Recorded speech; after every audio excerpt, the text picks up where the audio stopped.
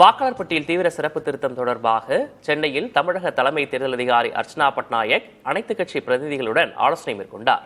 இதில் பங்கேற்ற பல்வேறு கட்சி பிரதிநிதிகளின் கருத்துக்களை தற்போது பார்க்கலாம். ஏதோ ஒரு உள்நோக்கத்தோடு இது செய்கிறார்கள். எப்படி 65 லட்சம் வாக்காளர்களை பீகாரிலே திருட்டுத்தனமாக ஓட்டுகளை திருடினார்களோ அதே போல தமிழ்நாட்டிலும் செய்ய வேண்டும் என்ற உள்நோக்கம் இருப்பதாக தான் எங்களுக்கு சந்தேகம் வருது. உண்மையிலேயே அனைத்து கட்சி கூட்டத்திற்கு தேர்தல் ஆணையம் மரியாதை கொடுத்தால் கூட்டத்தினுடைய நோக்கம் அவருடைய கருத்தை ஏற்றுக்கொள்ள வேண்டும் அல்லது அதுக்கு மரியாதை கொடுக்க வேண்டும் இருந்தால் இந்த எஸ்ஐஆரை தள்ளி வைக்க வேண்டும்.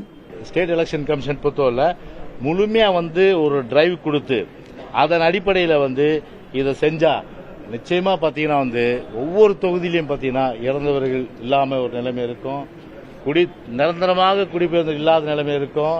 அது மட்டும் இல்லாமல் ஷிப்டட் 2 இடத்துல வச்சிருக்கோம், ஒரு இடத்துல ஓட்டிருக்கோம். தேர்தல் கமிஷன் நினைச்சா செய்யலாம். இதை செய்ய வேண்டும் என்றுதான் எங்களுடைய இயக்கத்தின் சார்பில், கழகத்தின் சார்பில், கழக பொதுச்செயலாளர் சார்பில் சொல்லியிருக்கிறோம். 6,41,00,000 வாக்காளர்கள் இங்கே இருக்கிறார்கள். 6,41,00,000 வாக்காளர்களையும் அவர்கள் படிவங்களை பெற்று அவர்கள் படிவங்களை பூர்த்தி செய்து வாங்கிய பிறகு அவர்கள் வாக்காளர்கள் தான் என்றதை உறுதி செய்கிறார்கள். குறிப்பாக எந்த ஒரு உண்மையான வாக்காளரும் விடுபட்டு விடக்கூடாது, எந்த ஒரு பொய்யான வாக்காளரும் அதில் சேர்க்கப்படக்கூடாது. இதுதான் இப்பொழுது தேர்தல் ஆணையத்தினுடைய முக்கிய நோக்கமாக இருக்கிறது. இந்த நடைமுறை காலம் என்பது மிக மிக குறுகிய காலம். ஒரு குறைந்தபட்சம் ஒரு வருடம் நடத்த வேண்டிய செயல்பாட்டை 2-3 மாதங்களில் நடத்திவிட்டு, அதுவும் குறிப்பாக தமிழ்நாட்டில் நவம்பர், டிசம்பர் மாதங்கள், ஜனவரி வரையிலும் மழை தொடர்ந்து செயல்படுகிற ஒரு காலம்.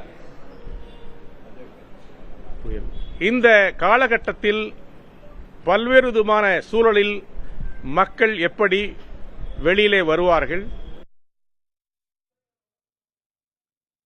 தமிழகத்தில் வாக்காளர் பட்டியல் சிறப்பு திருத்தம் மேற்கொள்ளப்பட்டு வரும் நிலையில் அதில் ஈடுபடுவோருக்கான பயிற்சி குறித்து தமிழக தலைமை தேர்தல் அதிகாரி அர்ச்சனா பட்நாயக் அறிவிப்பை வெளியிட்டுள்ளார்.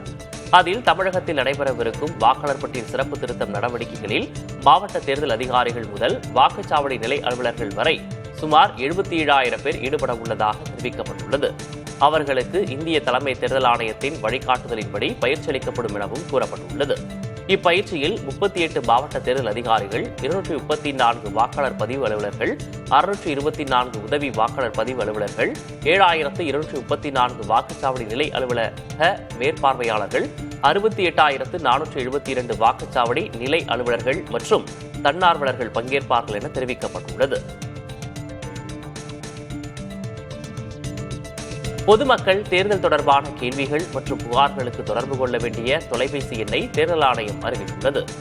1801011950 என்ற கட்டணமில்லா தொலைபேசி எண் தினமும் காலை 8 மணி முதல் இரவு 8 மணி வரை செயல்படும் என தெரிவிக்கப்பட்டுள்ளது. மேலும் தேர்தல் ஆணையத்தின் ECI NET தளத்தில் book A call with BLO எனும் புதிய வசதியும் அறிமுகப்படுத்தப்பட்டுள்ளது. இதன் மூலம் வாக்காளர்கள் தங்கள் வாக்குச்சாவடி நிலை அலுவலரை நேரடியாக தொடர்பு கொள்ளலாம்.